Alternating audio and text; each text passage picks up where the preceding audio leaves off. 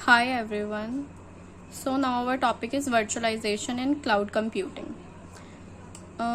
It is a technique that allows you to share the single physical instance of application. किसको share करेंगे?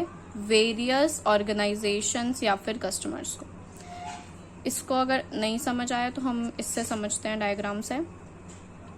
एक hardware है हमारे पास जो कि एक फिजिकल इंस्टांस है. फिजिकल है ये, जैसे फिजिकल इंस्टांस ऑफ एप्लीकेशन था ना, ये एक फिजिकल इंस्टांस है हमारा. और इसको हम प्रोवाइड कर रहे हैं एक वर्चुअल मशीन को, दूसरी वर्चुअल मशीन को, तीसरी वर्चुअल मशीन को, ऐसे और भी वर्चुअल मशीन्स को हम प्रोवाइड कर सकते हैं. ठीक है. All virtual resources works independently. अब ये जो वर्चुअल रिसोर्सेज हैं, वर्चुअल मशीन्स है, ये इंडिपेंडेंटली वर्क करेंगी. ठीक है. और मेन चीज़ कि इन दोनों के बीच में, मतलब एक वर्चुअल मशीन को रन करवाने का काम किसका है? हाइपरवाइजर का. हाइपरवाइजर अगर नहीं होगा तो हम इनको रन नहीं कर पाएंगे और हम क्रिएट भी नहीं कर पाएंगे इनफैक्ट इनको. ठीक है.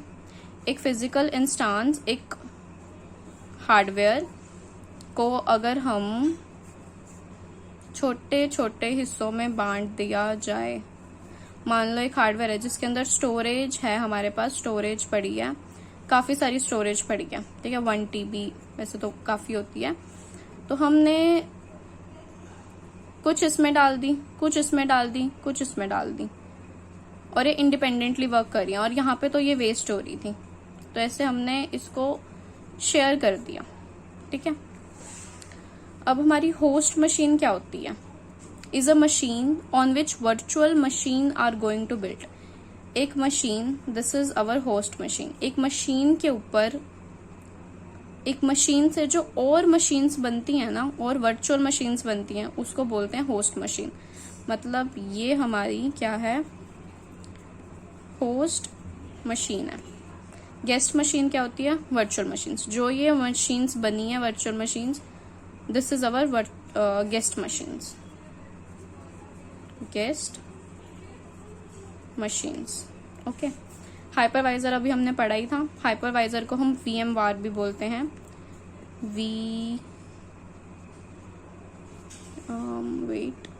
Wait a minute. Okay.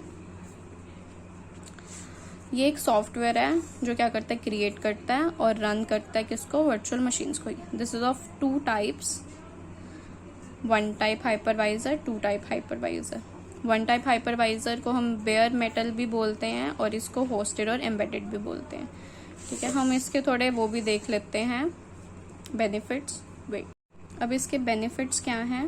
Benefits, पहला बेनिफिट देखो, इसकी जो यूटिलाइजेशन होती है, बेटर रिसोर्सेज यूटिलाइजेशन. यूटिलाइजेशन इसकी अच्छी होगी क्योंकि एक जो हमारा एक बड़ा फिजिकल इंस्टांस था, एक एप्लीकेशन थी, उसको हमने छोटी छोटी वर्चुअल मशीन्स में बांट दिया.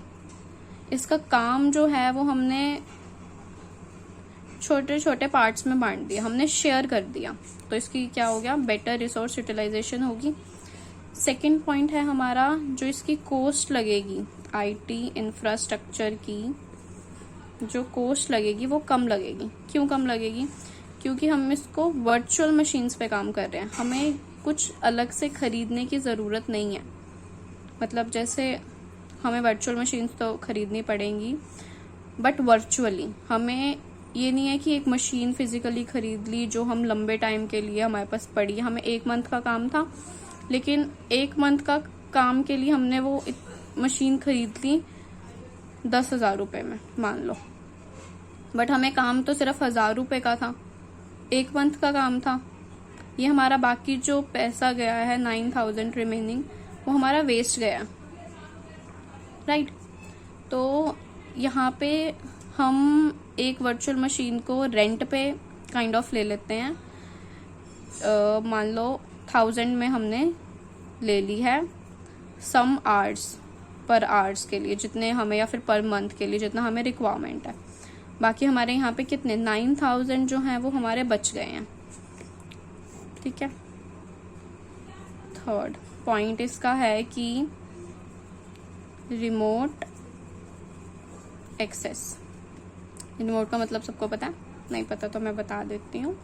रिमोट का मतलब होता है कि हम जहाँ बैठे हैं हम वहीं से काम कर सकते हैं, वहीं से हम एक्सेस कर सकते हैं। अब मैं यहाँ बैठी हूँ, मैं यहाँ पे बैठ के तो मैं पढ़ा रही हूँ, सबको पढ़ा रही हूँ। मुझे ये नहीं है कि सबके घर जाके मुझे पढ़ाना पड़ रहा है, मैं यहाँ पे बैठे बैठे पढ़ा सकती हूँ।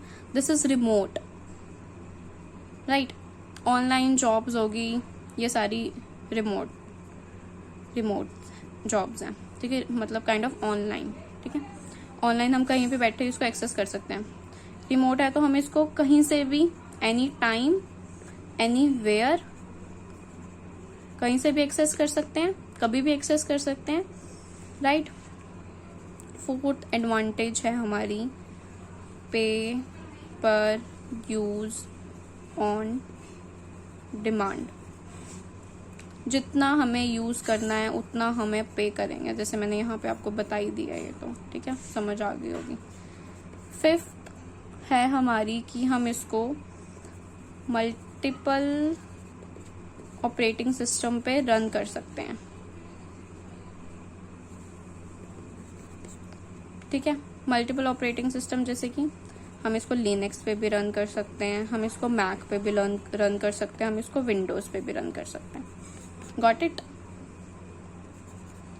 थैंक यू सुनने के लिए। Thank you so much. Bye everyone.